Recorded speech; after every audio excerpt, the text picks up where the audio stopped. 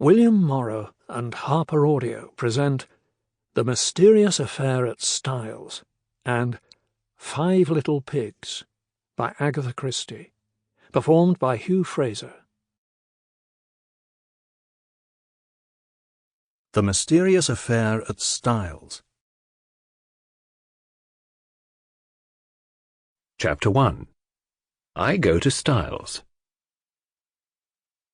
The intense interest aroused in the public by what was known at the time as the Styles case has now somewhat subsided. Nevertheless, in view of the worldwide notoriety which attended it, I have been asked, both by my friend Poirot and the family themselves, to write an account of the whole story. This, we trust, will effectually silence the sensational rumours which still persist. I will therefore briefly set down the circumstances which led to my being connected with the affair. I had been invalided home from the front, and after spending some months in a rather depressing convalescent home, was given a month's sick leave. Having no near relations or friends, I was trying to make up my mind what to do, when I ran across John Cavendish. I had seen very little of him for some years. Indeed, I had never known him particularly well. He was a good 15 years my senior, for one thing, though he hardly looked his 45 years. As a boy, though, I had often stayed at Styles, his mother's place in Sussex. We had a good yarn about old times, and it ended in his inviting me down to Styles to spend my leave there. "The mater will be delighted to see you again, after all those years," he added. "Your mother keeps well?" I asked. "Oh, yes. I suppose you know that she is married again." I'm afraid I showed my surprise rather plainly. Mrs. Cavendish, who had married John's father when he was a widower with 2 sons, had been a handsome woman of middle age, as I remembered her. She certainly could not be a day less than 70 now.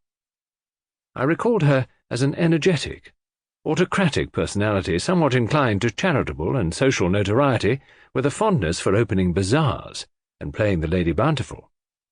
She was a most generous woman, and possessed a considerable fortune of her own. Their country place, Styles Court, had been purchased by Mr. Cavendish early in their married life. He had been completely under his wife's ascendancy, so much so that on dying he left the place to her for her lifetime, as well as the larger part of his income, an arrangement that was distinctly unfair to his 2 sons.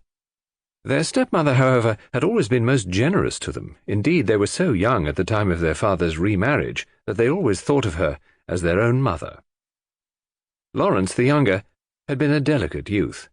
He had qualified as a doctor, but early relinquished the profession of medicine and lived at home while pursuing literary ambitions, though his verses never had any marked success.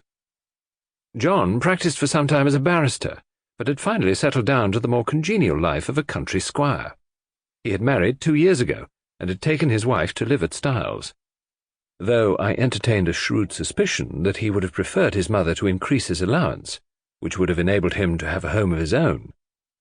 Mrs. Cavendish, however, was a lady who liked to make her own plans, and expected other people to fall in with them, and in this case she certainly had the whip hand, namely, the purse strings.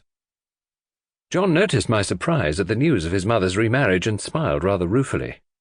"Rotten little bounder, too," he said savagely. "I can tell you, Hastings, it's making life jolly difficult for us. As for Evie— you remember Evie?" "No." "Oh, I suppose she was after your time. She's the mater's factotum, companion, jack of all trades. A great sport, old Evie. Not precisely young and beautiful, but as game as they make 'em." "You were going to say—" "Oh, this fellow. Well, he turned up from nowhere, on the pretext of being a second cousin or something of Evie's, though she didn't seem particularly keen to acknowledge the relationship. The fellow's an absolute outsider, anyone can see that. He's got a great black beard, wears patent leather boots in all weathers. But the mater cottoned to him at once, took him on as secretary. Well, you know she's always running 100 societies." I nodded. "Well, of course the war has turned the hundreds into thousands. No doubt the fellow is very useful to her, but you could have knocked us all down with a feather when 3 months ago she suddenly announced that she and Alfred were engaged. The fellow must be at least 20 years younger than she is. It's simply barefaced fortune-hunting. But there you are. She's her own mistress, and she's married him. It must be a difficult situation for you all."